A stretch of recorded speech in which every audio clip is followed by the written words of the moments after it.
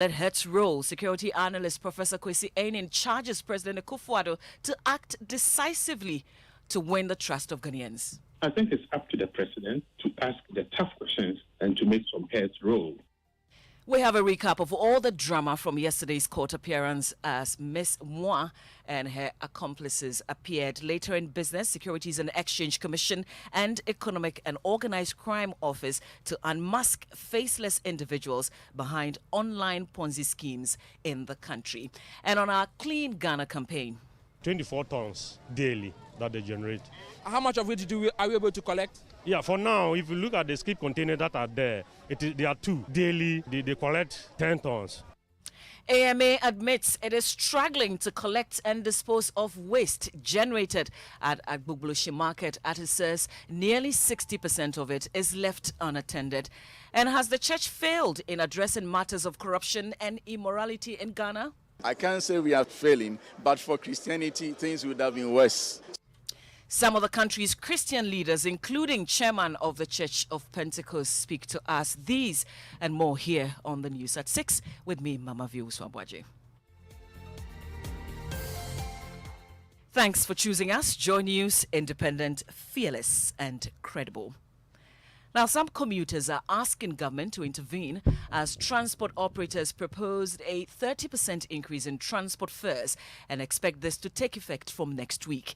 The biggest union, the GPRTU, explains that the decision follows a successful consultation with its mother body and cited the rise in the cost of fuel and spare parts as the basis for the action. Samuel Amoa is a member of the GPRTU's communication team. Yeah, the 30% increment is now a proposed one. We are yet to meet the Transport Ministry to have a deliberation on it before we finally come out. But per our calculation, on where the fuel price is now, the spare parts and other components that we are using to run our business, that is why we also did our calculation and we are coming up with this 30%. And that's a member of the GPRTU's communications team. But some commuters say the planned increase will only make their lives more unbearable. I mean, you are literally spending all your time trying to make ends meet. And after you are able to accumulate just something to hold on to, the next morning you wake up, you hear that transfer fares are high. More than 80% of my little income goes into transportation. So I don't even have enough money for other things, I want to do. What is happening in this country? You know that anytime lorry fares are increased, it has a ripping effect on the costs and the prices of commodities in the markets. And those are some commuters. Now, security analyst Professor Kwesi Enin is asking President Akufo-Addo to probe why there are conflicting official information on how Chinese galamsey queen Aisha Huang exited the country in 2017 and hold those who misled the presidency responsible. State prosecutors have contradicted government's deportation claims, revealing in fresh court documents that the Chinese galamsey queen sneaked out of the country before she could be prosecuted when she was first arrested in 2017. We hear from him shortly. First, though, here's court correspondent Joseph Akabley with events in court Wednesday. Prosecutors described the 4 Chinese nationals as persons who engage in illegal mining activities across the country. Aisha Huang was arrested in 2017 on the accusation of engaging in the same activity. Government indicated that she had been deported. Prosecutors, however, say she sneaked out of the country, averting prosecution. She's reported to have sneaked back into the country this year and resumed her activities.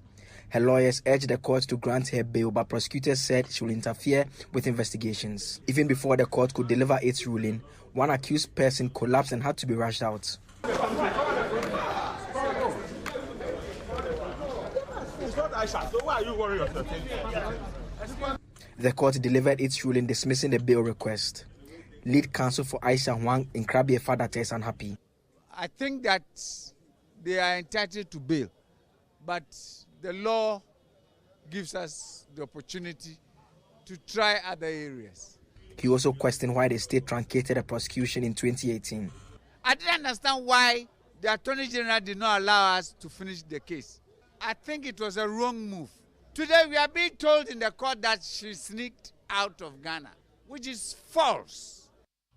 And that's Aisha Huang's lawyer, Krabie Fadate, and then the report by Joseph Akabley, Director of Faculty of Academic Affairs and Research at the Kofi Annan Peacekeeping Training Center, Professor Kwesi Enin, has been sharing his thoughts on the developments with Joy News.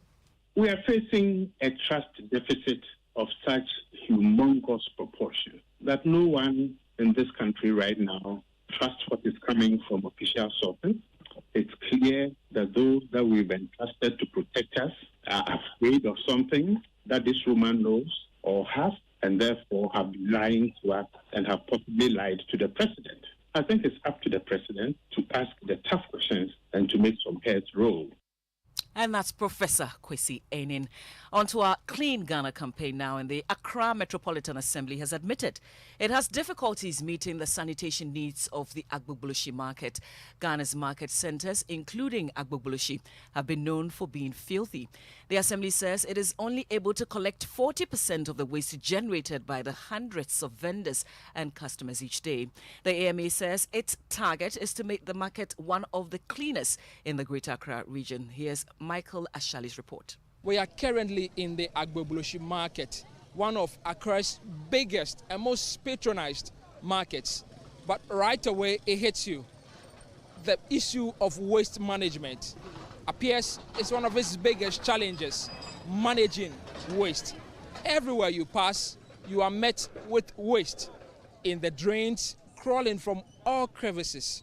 So we asked some of the traders here, what really is the problem?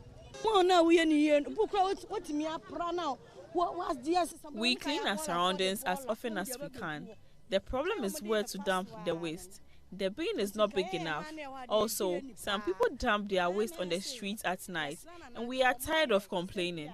If we get more bins, we can make this market clean.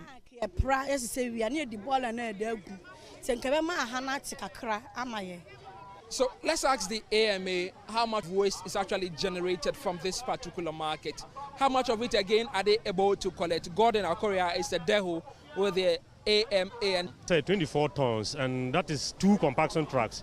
Each compaction truck is 12 tons. So daily is 2 compaction trucks that are taking the waste. How much volume they generate a day? Now, how much of it are we able to collect?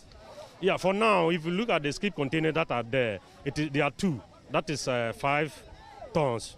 Yeah, so daily they collect 10 tons. Yes. A report filed by Michael Ashali. Now to the big question. Has the church lived up to expectation in helping address issues of corruption and morality in Ghana? That's what some of the country's Christian leaders have been responding to in the face of growing moral decadence and endemic corruption in the country.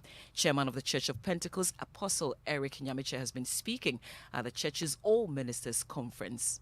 You see, righteousness exalts a nation. Sin is a reproach to every land. So when we focus our churches on righteousness and on the purpose that Christ birthed the church, and righteousness is seen in the land, the nation will be exalted to be transformed. It has to do, transformation has to do, all this corruption and things are caused by human beings. I can't say we are failing, but for Christianity, things would have been worse. Also at the events was former General Secretary of the Christian Council, Reverend Dr. Kwabena Opuning-Frimpong. Here's his view. Addressing the issue of integrity. And the integrity must start from our pastors, the pulpit. You know, now the pastors themselves must challenge ourselves matters of integrity, even how we raise money. Some of the things we are doing, anointing, oil, we must bring the power of God to the nation through our righteousness, our integrity, not oil, not water, not dubious means of raising money. If we want to demonstrate the power of God, it is in our righteousness, it's in our integrity. Reverend Dr. Kwabena Opuning-Frimpong there. And in the news at 6, our top headline this hour, commuters are asking government to intervene as transport operators propose a 30% increase in transport fares and expect this to take effect from next week. Do log on to myjoyonline.com where we have